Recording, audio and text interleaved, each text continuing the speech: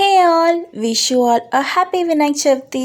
So Ganesh Chaturthi రోజు ఒక్కసారి ఇలాంటి మూమెంట్స్ని చూసుంటాం. అలాంటి క్యూట్ లిటిల్ థింగ్స్ అన్ని ఈ వీడియోలో పెట్టడానికి ట్రై చేస్తున్నాను. And let's go into the video.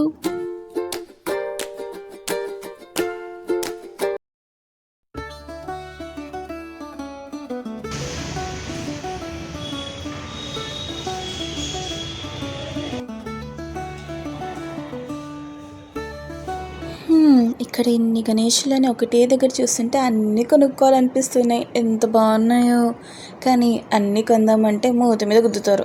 ఏదో ఒకటి మన బడ్జెట్లో ఏమైనా తీసుకొని పోతే చాలు. ఎక్కడి నుంచి స్టార్ట్ చేద్దాం? అది మరీ చిన్నగా అయిపోతుంది. చిన్నది అయిపోయింది.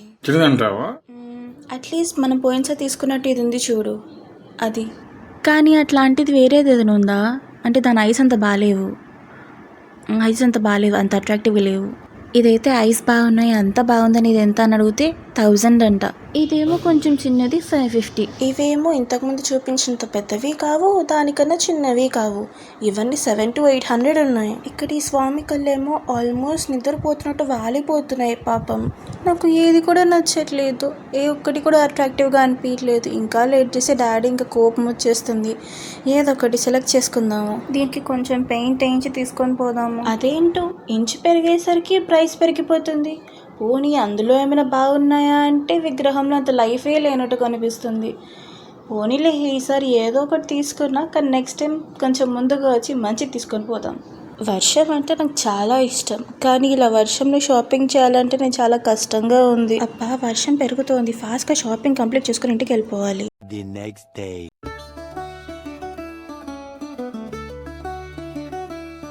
I'm ready. ఎటువంటి డిస్ట్రాక్షన్స్ లేకుండా ఫోకస్ మొత్తం పూజలో పెట్టుకొని ఈసారి పూజ మొత్తం కాన్సన్ట్రేట్ చేసి చూపిస్తాను. స్వామి గణేష, పొరపాటున పూజలో అటు ఇటు డైవర్ట్ అయినా తప్పు పట్టుకోకండి, క్షమించేయండి స్వామి. అయినో నువ్వు క్షమించేస్తావు, అందుకే my favourite God. Okay Nani, ఇక నేను కథ మొదలు పెడుతున్నా.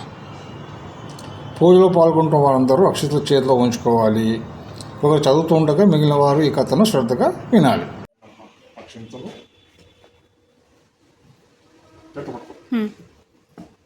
వినాయక వ్రత కథ. ఇప్పుడు వినాయక జననం. పరమశివుని ఆగమన వార్త అనుకున్న పార్వతి అభ్యంగన స్నానానికి సిద్ధమైంది.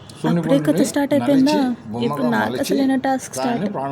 ఇప్పుడు కథ మొత్తం పనుకోకుండా ఎలా ఉండాలో ఏంటో, కథ చదివేటప్పుడు నిద్రపోకుండా ఎలా ఉంటాను చూడాలి. స్వామి పనుకోకుండా నువ్వే చూడు స్వామి ప్లీజ్. అదేంటి అంత తొందరగా కళ్ళు వాలిపోతున్నట్టు అనిపిస్తుంది? వింటుంటే చాలా బాగుంది, మంచిగా నిద్ర వచ్చేస్తుంది. స్టోరీ మనకు నిద్ర వరకు రాదు, కానీ నిద్రతో ఎలాగో ఆపుకుంటున్నాను. కానీ ఇంకో ప్రాబ్లం, ఆకలిస్తుంది. పొద్దు నుంచి ఏమీ తినలేదు, ఏం చేయాలి? డాడీ ఏమో కథ చదువుతున్నాడు కాబట్టి నా మైండ్ డైవర్ట్ అయింది, కానీ నా ముందు ఈ నైవేద్యం ఉంది, ఇది చూస్తుంటేనే తినాలనిపిస్తుంది. డాడీ ఎలాగో పూజలో ఇన్వాల్వ్ అయి ఉన్నాడు, ఎవరికి తెలియకుండా ఒక పకోడీ తినేస్తే ఎవరికి తెలియదు కదా. అయినా ఎందుకులే, పొరపాటున మమ్మీయో డాడీయో చూసారో మన సంగతి అంతే. కాంగ పూజ అయ్యే వరకు వెయిట్ చేద్దాం. ఇంతటితో కథ సమాప్తం. చేతిలో ఉంచుకున్న అక్షింతలను శిరస్సును అంటే తలపై వేసుకోండి. డే మొత్తం మంచిగా హ్యాపీగా అయింది. ఇప్పుడు అసలు నైట్ అయింది, మూని చూడొద్దు అని అన్నారు. పొరపాటున చూస్తే నీలాపలెందలు వస్తాయంట. కానీ మరి అదే గణేష్ చతుర్థి రోజు బయట మండపంలో దేవుని చూడాలంటున్నారు ఏంటి? ఇప్పుడు నేనంటే వెనకాల కూర్చున్నాను కాబట్టి నాకు మూన్ కనపడదు అనుకుందాం, కానీ మమ్మీ డాడీ ముందు కూర్చున్నారు కదా, మరి పొరపాటున డ్రైవింగ్ చేస్తున్నప్పుడు అలా కనిపిస్తే. కానీ పూజ అక్షంతలు వేసుకున్నాం కాబట్టి ఇలాంటి ప్రాబ్లమ్స్. కానీ గణేష్ చతుర్థి మనం 10 days చేసుకుంటాం కదా, మరి 10 daysని మూన్ చూడకూడదా లేదా ఒక్కటే రోజు చూడకూడదా? ఇలాంటి డౌట్స్ మీకు ఎప్పుడైనా వచ్చాయా? వచ్చింటే కింద కమెంట్ బాక్స్లో yes or no చెప్పండి. ఎవరైనా పూజ రోజు అక్షంతలు వేసుకోకుండా బయటికి వెళ్ళి మూన్ చూసిన వాళ్ళు ఉన్నారా? పోనీ అలా చూసినప్పుడు నిందలు పడ్డాయా? ఒకవేళ పడితే చిన్నవి పడి ఉంటాయా, పెద్దవి పడి ఉంటాయా? అసలు నిజంగా ఎవరికైనా పడ్డాయా, లేదంటే ఉట్టికలా భయపెట్టిస్తారా? కృష్ణుడికి పాలల్లో చంద్రుడి రిఫ్లెక్షన్ పడితే నీలాపలెందలు వచ్చాయని అన్నారు. ఇప్పుడు ఇక్కడ వర్షం పడింది, ఈ వాటర్లో మూన్ రిఫ్లెక్ట్ అయినా కనిపిస్తే అప్పుడు నాకు నిందలు పడతాయా? ఎందుకులే, అనుకునే కొద్దీ చూడాలి అనిపిస్తుంది. కామ్గా మైండ్ డైవర్ట్ చేసుకుందాం. అమ్మయ్య, హ్యాపీగా ఇంటి దగ్గరకు వచ్చేసాను. ఎక్కడ కూడా మూని చూడలేదు, thank God. I hope you like the video. First time try చేస్తున్నాను. So don't forget to like and subscribe. Bye.